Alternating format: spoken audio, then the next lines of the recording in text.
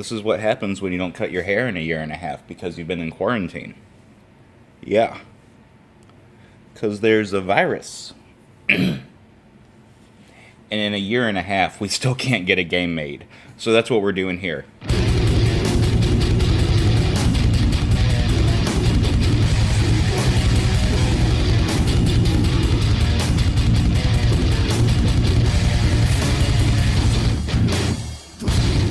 Oh yeah. It's like a totally different person. Just look like some douchebag.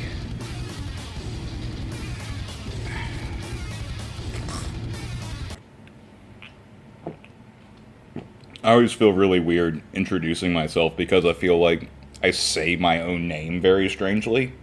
And it's a strange name as it is, so it feels weird. Hi, I'm Christopher James Touton. I'm a game developer, I'm a writer, I'm an editor at Screen Rant, and we're gonna make a video game. And by we, I mean me, over the course of however long it takes me to finish it, and you watching me and holding me accountable, because I have a problem with not finishing game ideas. A big problem. So, a little bit of background. I'm the lead gaming editor at ScreenRant.com. I've released 2 video games and 1 physical card game. It was called On Card. We sold out at the Comic-Con we took it to. It was really, really fun. The 2 games I made were called Welcome to Pineview. It's a text-adventure mystery game about a murder. And then it was you can find it on textadventures.co.uk. And the second game I made is called The Eris Expedition. And The Eris Expedition is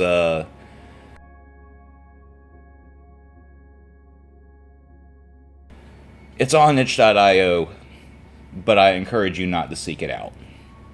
It's just for your own safety. I also produced a short film called Je ne passe dit. I wrote, directed it, and me and my friends at Filthy and Free Publishing all starred in it. I also wrote a book called Rehab Patient Parking Only that was published in 2010, and a second book that was a self-published book that came out on Amazon called The Liner Notes. Read the not self-published one. Oh yeah, I got a cactus. I need what? Yeah. See, grit? adventure games. What was the puzzle? So what game are we gonna make? We're gonna make an educational game, and it's something that I've wanted to do for kind of a long time that I've never really talked about or explored with anybody, or even kind of on paper. It's just something that's been in the back of my head. When I was a kid, I loved all of the games. The very first video game that I played on a PC that we owned at home was, I believe, called Math Blasters. And it was just a little Microsoft DOS game that you could type in, and then you would have to do math problems to shoot asteroids that were like, or missiles or something that were coming down from the sky. It was basically Space Invaders, but you also had to solve math problems at the same time. And there was another one that was very similar to that about words. And those were 2 of the things I thought that taught me math and typing the best when I was at the age that I needed to learn it, especially about typing on a computer. At the same time, I love, obviously, just looking at my past game experience, I love old text adventures. And I love games that we used to play in class in school, like Carmen Sandiego and the Oregon Trail. Kind of because of those games. Because of games like... I really want to hone in on Carmen Sandiego and the Oregon Trail specifically, because they asked you to do things. Stuff like Math Blasters was very... It was finite, you know? It was a one-note idea, where you had to solve the math problems as they came down. But things like Oregon Trail and Carmen Sandiego, there were multiple gameplay elements that you had to balance at the same time as doing what you needed to do to beat the game. I also really wanted to make an educational game for my kids, for them to play, and so that they can learn about things. And they can learn... I just thought it would be nice. And something that they can play and learn, and that I made. It just seems like a good thing to do.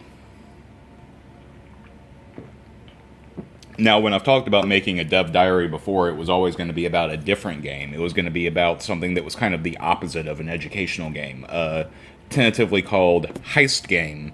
It's a project idea that I've had like bouncing around my head for probably at least 15 years now. And the biggest issue I have is that I have such a good concept, and the first, at least, decent bit of this notebook is dedicated to, like, fleshing out Heist Game to what it could actually be, and be something that everyone would appreciate, not just, like, the niche games that I kind of tend to make.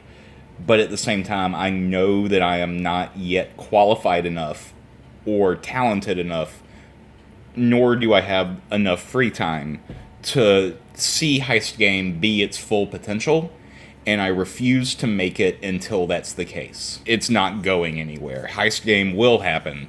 It's just not happening now. Now is the time for educational game. So what does that mean? Both competitors seem to... Without even lifting a finger, Killdozer has gotten the first fall of the match. So what we're calling right now educational game is a smaller project with a clear end goal in mind. And a clear end goal is important for a lot of reasons. Number one, you just don't want to bite off more than you can chew. It's really easy to take on a very big project and not realize how much time is going to have to end up going into it. And that's not what we want to do. We want to finish this game within a foreseeable 16 months as the maximum amount of time we can spend on it. It was going to be 12 months, but considering it took it until almost the end of April for me to even get the first Dev Diary video out, I don't foresee that being possible. The reason I'm getting this video done now is because we need to hold each other accountable. I need you to hold me accountable more. Know each other, really. I'm just asking for the favor. So this is an idea with an established character and very easy to procure background art, which are two things that make any new project really kind of wishy-washy. At least for me, because I am not a great artist, but I really like coming up with ideas and characters. And this character, Slugdog, is somebody that we've had for a really long time. Slugdog is something that has been in a lot of different... He's basically what I call the Filthy and Free Publishing template icon.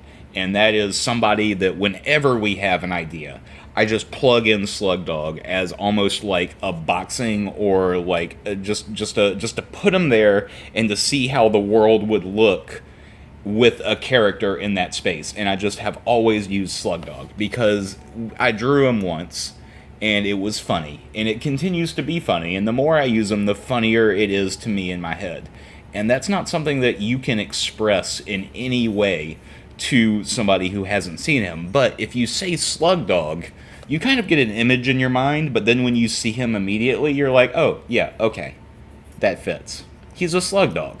So we have this character that's been in my company's head for a long time, and then we also have the fact that the Smithsonian Institution recently released a really large butt-ton of free-to-use images that you can use for anything, even commercial products, because they love art and they want to see what people can make. And I thought, wouldn't it be neat if we took Slugdog and put him in all of these old paintings and took him on an adventure? And the beauty of that is that I don't have to draw any background art. I just have to draw characters and animations. So what's the goal? The goal is a purchasable, publishable, standalone, educational game that is worth at least $9.99. That's it. Obviously, this is still going to be a very large project, and it's going to take a lot of time and a lot of work, all from me. But I want to see it done, and that's why I'm making this video, is so that if I put this out there, if I edit this video, if I put it out there, if it's published and you're watching this now on YouTube, then shoot me a message on Twitter. I'm at Chris Teuton, or on no, just there, because that's really all the access you need. I get, yeah, obviously in the comments of this video, the like, subscribe, that stuff. That's engagement that we want, because that's how YouTube sees you as a product. This light bulb looks like a stained glass. It's not, though. I mean, it is. It's just like painted.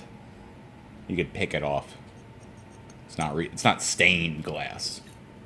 Anyway, I feel like there would be no good Dev Diary episode left without some sort of goals for the next time. Haven't really decided how often we're going to be making these videos. So we're going to flip this coin. If I flip this coin and it's heads, we're going to do it every month. And if it's tails, we're going to do it every 2 weeks. Alright? That's fair? So either every month you'll see a new video, or every 2 weeks you'll see a new video. And you're going to see some sort of progress on what we are calling educational game, Slug Dogs Adventures in question mark, question mark, question mark.